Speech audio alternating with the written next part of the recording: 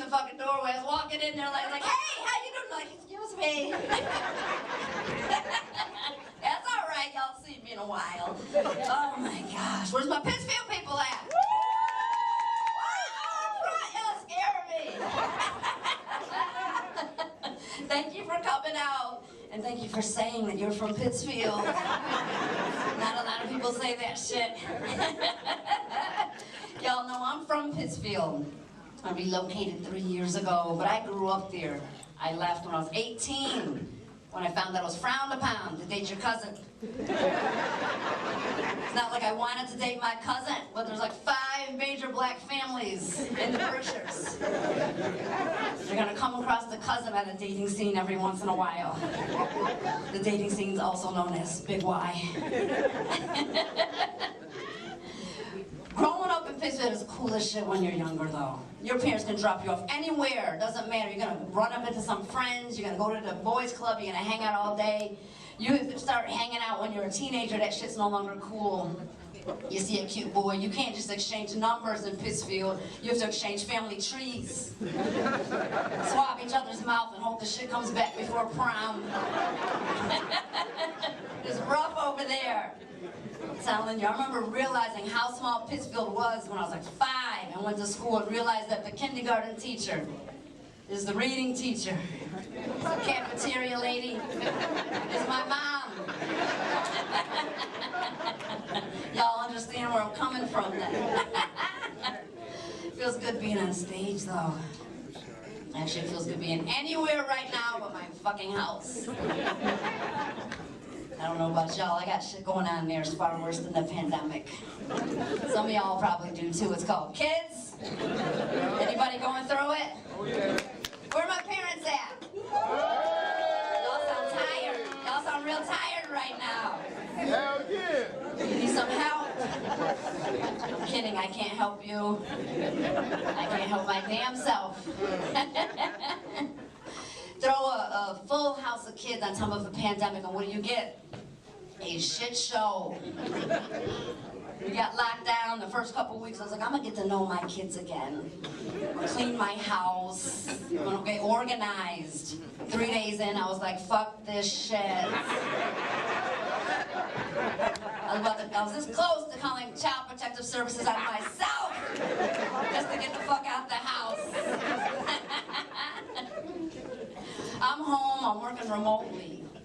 My kids are collecting pandemic pay, like getting rich collecting pandemic pay. They volunteered to pay for groceries twice in my house, and then they deemed me non-essential in my own home. I'm on a Zoom call, they're like, this bitch got to go. All day, this is all you heard in my house. Did you brush your teeth today? Wear your pants. Is that a cocktail in your glass? How dare they talk to me that way? Every day I had to remind them, like, I'm the boss of this shit. They gently tucked me into bed at night. Can't stand them. I did things during the pandemic, during that lockdown I never would have done. I'm telling you, I'm ashamed of myself. I bought a puppy. I don't even like animals. I bought an emotional support puppy. This was 2020. December 2021, I bought an emotional support puppy for my emotional support puppy. Because we drove the first one crazy. I started doing my own hair during the lockdown. People that know me know I don't touch my fucking hair. By the time the hairdresser opened back up, I didn't have shit right here. It was all burned to a fucking crisp. Lastly, I bought Crocs during the lockdown. Yeah, I'm ashamed to say it. I didn't. You never have seen me in Crocs until fucking lockdown. I wear Crocs everywhere now. I don't care if it's an interview, a party, a club. I'm wearing fucking Crocs. I wear shoes today just to impress y'all. But in the room is some fucking Crocs. I got the jizz bits for the fucking Crocs. The little jewelry you poke in the holes. I I have all types of shit. I don't know who the fuck I am. What I want to know is at the end of this, does somebody come around and pick all this shit up? Like the puppies and the Crocs. So I can get on with my life. That's all I want to know. I did learn some great things about being in the pandemic though. Like life is short. So I decided I'm going to do comedy full time.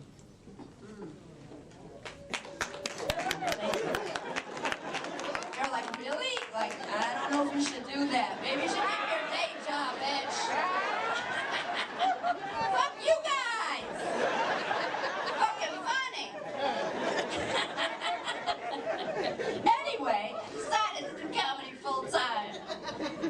That means I have to put the whole idea of raising a family on the back burner. I tried explaining it to my kids. They had a fit. I was like, listen, I don't want any sympathy claps. Who did that? Yeah, that's it. They gotta go. Security. We're not doing security. Anyway, I tried to explain it to my kids. I was like, I'm gonna be out late nights. I'm not gonna be getting home. I'm always gonna be on the road. Most importantly, I can't even afford a fucking family on a comedian's salary anymore. You guys gonna have to get the fuck out. Kids started crying, so we had to hold a meeting. I was, listen, let's get this shit together. It's time we live our best lives, right? So I called my kids. I was like, listen, Mom's not happy. I think it's time we start seeing other people. My youngest started crying. Moms are supposed to love their kids. So I do love you. I'm just not in love with you at the moment. We've got some time apart, 3 to 5 years. Come back together and get this shit on track. Anyway, I'm a single mom. Y'all didn't notice. Yeah, don't do that. Oh, she's like, I don't know. Where are my single moms at? No, do a shout out. Yes. Y'all sound tired still. See? These kids be fucking us up. We can't even come in on a Sunday and clap right. But I was married when I had the kids, though. I was married. 12 long years. I thought my marriage was going to be like The Notebook. You know when they say like, if you're a bird, I'm a bird too. My shit was more like 12 years a slave. Shit was rough.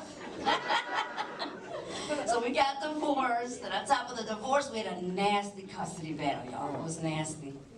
We went to court, and he won. A whole nother fucking life.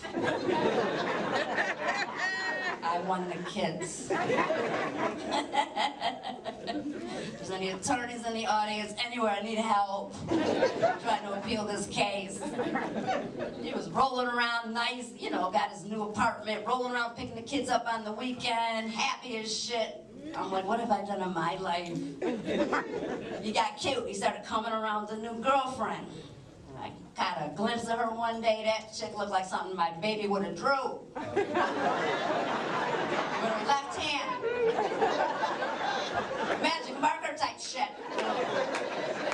Can we say God is good? Won't he do it?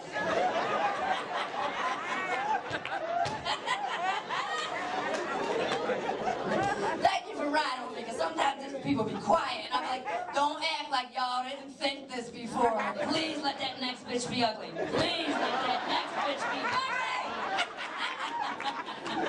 Won't he do it? Oh, Lord. But I was excited. I'm like, I'm getting out here on a date. I'm going to get my shit together, right? Had I known that the dating game had changed, I would have stayed in captivity 20 more years. Nobody told me how bad this shit is out here. Back in my day, it was easy. You liked somebody, they liked you too, right? You see them for a certain period of time. And at the end of the courtship was an accidental pregnancy.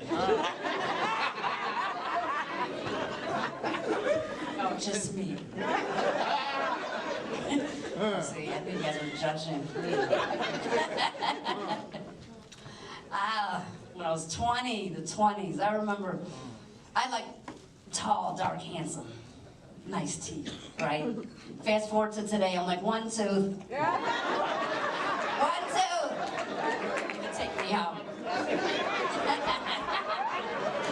don't care if he takes it out at night.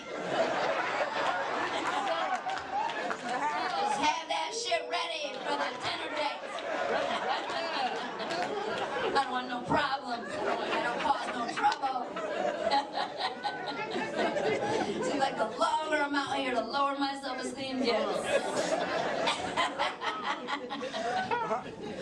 What I'm trying to say is I'm this close to dating the homeless. And I have thought about this. I have put time into this.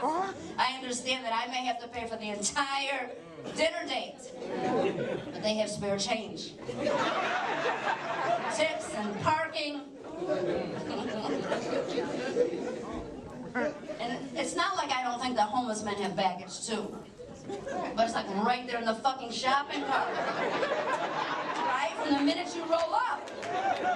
So you know what you're getting yourself into. It's like I see a tarp, a half-eaten cheese sandwich, a little bit of emotional abandonment. I got you.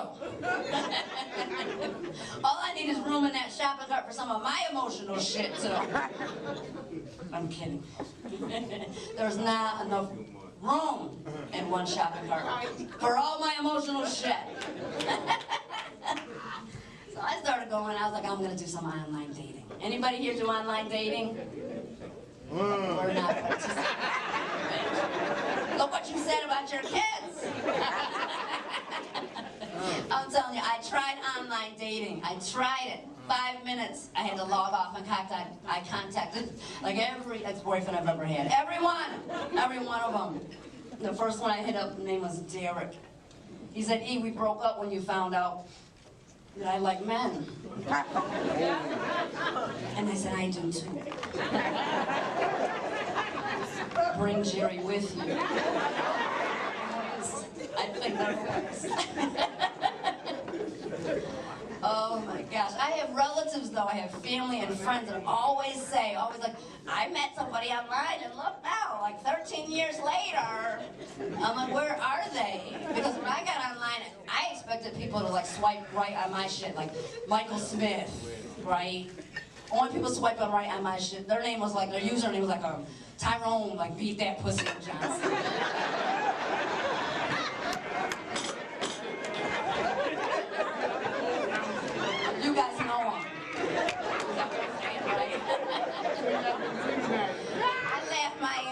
I was sending screenshots to my sister, laughing my ass off, but I stopped laughing. We got a date next Friday. Find out what beating all this pussy was all about.